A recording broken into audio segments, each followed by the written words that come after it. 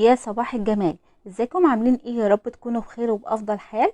النهارده باذن الله هنعمل مع بعض الفته المصريه، فته اللحمه، بمناسبه عيد الاضحى. كل سنه وحضراتكم طيبين. وكمان اللحمه هتطلع معاكي دايبه باذن الله. هتطلع مستويه جدا ودايبه. وكمان هنقدمها بطريقه مختلفه، غير كل مره. بس لو اول مره تشوفوني يا ريت بقى تشتركوا في القناه وتفعلوا الجرس عشان يوصل لكم كل وصفاتنا اللي احنا بنعملها مع بعض. يلا بينا بقى نصلي على النبي ونبتدي في الوصفة. وأول حاجة هنعملها هنسلق اللحمة بمقادير بسيطة. مقاديرنا عبارة عن ايه؟ عن اللحمة. تمام، أي قطعية انت حباها. أنا بحب قطعة اللحمة تبقى فيها نسبة من الدهن، بتبقى ملبسة، بتبقى جميلة جدا بعد ما تستلم. وعندي هنا بصل صغير كده، أنا قطعت كمية كويسة عشان خاطر كده هيدوب في الشوربة، هيديها طعم حلو. وطماطمية كبيرة قطعتها، وجزرتين قطعتهم برضو، ورق لورا، وحبهان بودر، وفلفل اسود، ونص معلقة ملح، ومعلقة صغيرة من السكر، وكمان مستكة. تمام، يعني ممكن 3 فصوص من المستكة. بس كده، دي المقادير. شايفين مقاديرنا سهلة ازاي وبسيطة ومش معقدة ولا اي حاجة. تمام.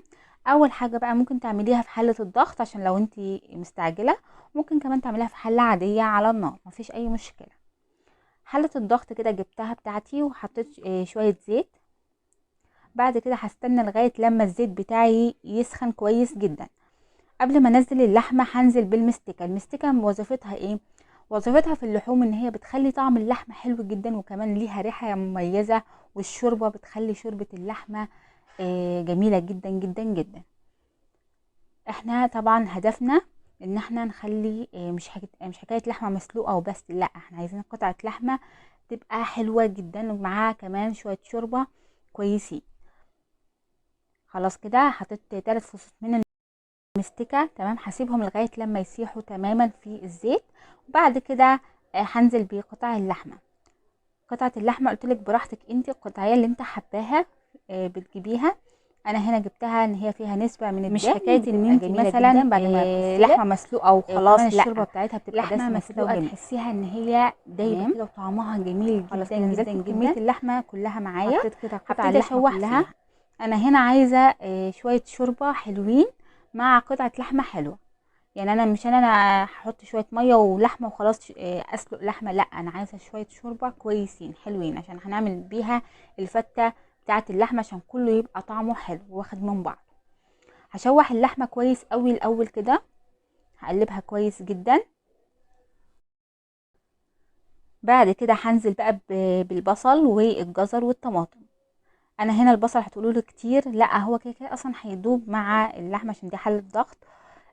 هيدوب، وكمان حتى لو طلع سليم بيبقى طعمه جميل جدا وهو مسلوق. تمام، وحطيت جزر كمان بيخلي طعم الشوربه حلو، جربوها بنفس الطريقه دي. وطماطمايه كبيره كده قطعتها صغير وحطيتها. هبتدي اشوح المكونات دي كلها كده مع بعض، مع المستكه كمان. كانت الريحه اصلا وهي لسه ما حطتش اي بهارات كانت ريحتها جميله جدا. هشوح فيها كويس جدا الاول خالص. طبعا انا في الوقت ده وانا بشوح فيها بغلي ميه. انا بحب انزل على اي لحوم، اي لحمه هسلقها بنزل بميه مغليه عشان اللحمه بتاعتي ما تشدش وتستوي بسرعه. تمام. اديت لها تقليبه كويس قوي. بعد ما شوحتها كويس هنزل بقى ايه بباقي البهارات. بهاراتنا عباره عن ايه؟ هحط هنا ورق لورا وحبهان بودر. انا بجيب الورق لورا وحبهان وبطحنهم في كبه البهارات، وبحطهم في برطمان، بحطهم في الشوربه في اي اكله انا حباها. وحطيت فلفل اسود ومعلقه ونص معلقه صغيره من الملح، ومعلقه صغيره من السكر. السكر طبعا مش هيبان طعمه قوي، بس هو بيسرع سوى اللحمه. وما كترتش ملح، حطيت نص معلقه بس صغيره من الملح عشان بس طعم الشوربه، لكن انا هكمل تملحها بعد ما تستوي. لو هي ناقصه ملح هزودها بعد ما تستوي. هقلب المكونات دي كلها مع بعض، وكانت الريحه جميله جدا بعد ما حطيت كمان البهارات والمستكه معاها. كانت الريحه جميله قوي. هشوحهم كويس جدا كده كام دقيقة لغاية لما المية تغلي. طبعا انا بغلي مية في الكتل، ما عندكيش كتل حطي مية في الحلة على النار خليها تغلي. وبعد كده انزلي بيها على اللحمة على طول عشان خاطر اللحمة بتاعتك ما تشدش. انزلي بمية مغلية زي ما زي كده بالظبط. حطيت اهو مية مغلية. تمام. بتحطي بقى الكمية على حسب حالة الضغط عندك. تمام. طبعا زودتها مية مغلية وهديها تقليبة قبل ما اقفل عليها. قلبتها كويس قوي مع البهارات. شايفين اصلا لون الشوربة كانت الريحة اصلا خطيرة. بعد كده هنقفل بقى حالة الضغط بتاعتنا وهسيبها مدة ساعة. انت ممكن تسيبيها ساعة الا ربع وتبص عليها عشان في قطعية لحمة ان هي بتتهري، وفعلا اللحمة بتاعتي دي كانت مستوية قوي. فبص عليها ساعة الا ربع كده وبص عليها. لو لقيتها محتاجة تاني سيبيها شوية تاني. انا هنا ساعة وبعد كده بصيت عليها وبعد كده طلعتها في الطبق ده كده. هطلعها قطع كده وهرمي الجزر والحاجات دي، هرميها. بعد كده هنعمل مع بعض دلوقتي الرز. جبت حلة على النار وحطيت فيها شوية زيت، وكمان هحط فيها يعني حبتين كده من المستكة بيخلي طعم الرز في حتة تانية بتاعة الفتة. هقلب المستكة كويس قوي في الزيت لغاية لما تسيح. وبعد كده طبعا انا غاسلة الرز، كمية الرز اللي انا هعملها هنعمل رز ابيض عشان الفتة. فالمستكة مع الشوربة بقى مع الرز الابيض هيخلي طعم الرز اصلا لوحده كده يتاكل من غير اي حاجة. حلو قوي. الفتة المصرية دي جميلة جدا وأساسية في العيد الأضحى. فرحي أولادك بحاجة بسيطة جدا ومأخدتش أي وقت معايا. يعني على ما اللحمة تستوي ممكن تعملي مع الصلصة بتاعت الفتة وتعملي الرز على ما اللحمة بتاعتك تستوي، هيبقى كل حاجة سهلة معاكي. هشوح الرز كويس قوي مع الزيت والمستكة قبل ما اضيف اي شوربة او اي حاجة. هحط شوية ملح وهشوح برضو الرز تاني، هقلبه تقليبة كده. طبعا انا استنيت اعمل الرز لغايه لما اللحمه تستوي عشان اخد منيها شوربه. تمام، عشان انا عايزه الرز فيه طعم اللحمه. عشان كده انا كنت عايزه ان انا اخدم الشوربه بتاعه اللحمه عشان انا هحط منيها على الفته وعلى الرز وهو بيستوي وعلى كل حاجه، فكله هياخد من طعم بعض. تمام جدا. بعد ما شوحت كده الرز كويس جبت بقى شويه شوربه ونزلت بيهم، وهزودها شويه ميه عشان الشوربه كانت تقيله قوي. فزودتها شويه ميه كده على الرز وابتديت ان انا اقلب الرز كويس وظبطت الملح بتاعه كمان اهو. هنقلبه كويس جدا وهنشوف لو محتاج ميه ولا لا، بس هو ما كانش محتاج ميه ولا اي حاجه. بس ايه دوقيه لو عشان الشوربه ما كانتش متملحه قوي، فدوقيه لو محتاج ملح هحطيه فيه ملح. تمام. هغطيه بقى لغايه لما يغلي وهنشوف هنعمل ايه بعد كده. هنا كانت خلاص الرز بتاعي يغلي الشوربه كويس قوي. بعد كده هحطها على نار هاديه خالص زي الشمعة كده لغايه لما يستوي. كده خلصنا من الرز هو كمان. هنعمل مع بعض بقى صلصه الفته، دي اخر حاجه. صلصه الفته صينيه على النار كده. حطيت شويه زيت، هستنى لغايه لما يسخنوا. حطيت معلقه من التوم كبيره. تمام. توم مفروم طبعا اللي احنا مفرزينه. وبعد كده هقلبه كويس قوي لغايه لما ياخد اللون الذهبي الفاتح. انا ما بغمقش لون التوم عشان خاطر ما يمررش مني. تمام. هفضل اشوح فيه كويس قوي لغايه لما اوصل للدرجه اللي انا محتاجاها اللون الذهبي. شايفين اهو بقى خلاص بدأت تدخل في اللون. سهل خالص، التوم ما بياخدش اي وقت خالص على النار. يعني اقل من دقيقة وبيكون خلاص ان هو اخد اللون الذهبي الفاتح. كده خلاص اخد اللون. بعد كده هنزل بربع كوباية من الخل وهقلبهم كويس قوي مع التوم. الخل والتوم نقلبه كويس قبل ما انزل بالصلصة. تمام. بعد كده انا بكون ضاربة طماطم في الخلاط بس متقلاها شويه، بكون محط لها شويه، حاطه لها ميه وكل حاجه بس مش مكتره الميه. انا عايزه الطماطم بتاعتي تقيله شويه.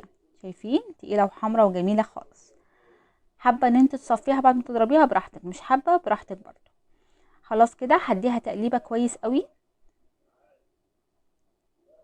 وبعد كده هننزل بالبهارات. البهارات بتاعتنا سهله خالص وبسيطه.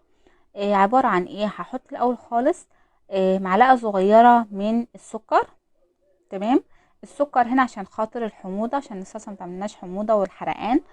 فحطيت معلقه صغيره من السكر ومعلقه صغيره من الملح وفلفل اسود وشويه كمون. بس دي بهاراتنا. تمام. هديهم تقليبه كويس جدا، وبعد كده هغطيها لغايه لما تتسبك. هوريكم السمك بتاعها اللي انا محتاجاه، ان هي كده خلاص جاهزه معايا. تمام. هي بتاخدش اي وقت خالص على النار. على ما تحضري عيش الفته بتاعك وكده خلاص هيبقى اصلا الصلصه بتاعتك جاهزه. كانت بدأت تغلي اهو خلاص. هنغطيها باي غطا عندك. بعد كده هنستنى بقى لغايه لما تتسبك كويس قوي. كانت هنا خلاص اتسبكت، شايفين سمكها اهو تقل وبقت جميله جدا كده. الصلصه بتاعتنا كمان بتاعه الفته جاهزه معانا. كده الصلصه جاهزه والرز جاهز واللحمه اتسلقت وتمام. هنا بقى هنحط المقادير كلها قدامنا كده ونشوف. هنا ده الرقاق الناشف اللي احنا عملناه مع بعض. هسيب لكم اللينك بتاعه في صندوق الوصف. ده الرقاق الناشف اللي احنا عملناه مع بعض. هناخد بقى شويه من الشوربه بتاعه اللحمه هنحطه على الرقاق الناشف. كسرته بالطريقه دي. انا بحب اعمل الفته بالرقاق الناشف، بيبقى طعمها جميل خالص. مش ما عندكيش رقاق ناشف اعمليه بالعيش عادي، يا حمصيه او حمريه واعمليه بالعيش عادي. بس جربوها بجد الفته بالرقاق الناشف بطعم حلو جدا جدا جدا. خلاص كده شربت الرقاق بتاعي. هنا بقى عندي القالب الجميل ده شكل وردة. هعمله. هعمل فيه الفتة دي. ممكن تعملي لكل فرد لوحده كده بتبقى جميلة خالص. مش عندك ده اعملي في سيرفيس كبير او صينية كبيرة. بيبقى جميلة جدا برضه. طريقة التقديم دي اختياري، كل واحدة على حسب ذوقها. انا هنا عملته على شكل الوردة ده. تمام. بيبقى جميل جدا لما تقدميه شكل وردة كده قدام كل فرد، بيبقى حلو. اول خالص هحط طبقة من الرز. تمام. اول حاجة طبقة من الرز. خلاص كده هوسع بس المكان حواليا. اللحمة طبعا بتاعة الفتة دي اختياري. ممكن تحمريها في شوية زيت كده بسمنة، وممكن كمان تحطيها مسلوقة. انا حطيتها مسلوقة المرة دي. اما حابة تحمريها حمريها براحتك، بس انا كل حاجة كان دسمة النهاردة فايه حبيت ان انا احطها هي مسلوقة. هي كانت دايبة وكان طعمها جميل اصلا. بعد كده هحط طبقة بقى من الفتة اللي احنا عاملينها بالرقاق الناشف. عاملينه في البيت وكان طعمه جميل جدا. هنحط طبقة كويسة كده من الفتة بعد ما شربت الشوربة، وهنسويها كويس قوي. اخر طبقة بقى هنحطها هي الرز عشان خاطر تمسك من فوق ومن تحت الفتة. تمام. وطبعا الرز انت مشرباه من الشوربة كان طعمه جميل خالص من غير اي حاجة. بصراحة الرز كان طعمه حلو قوي. هنسوي بقى طبقة الرز الاخيرة دي. خلاص سويناها. هنجيب بقى طبق سرفيس كده كبير مدور.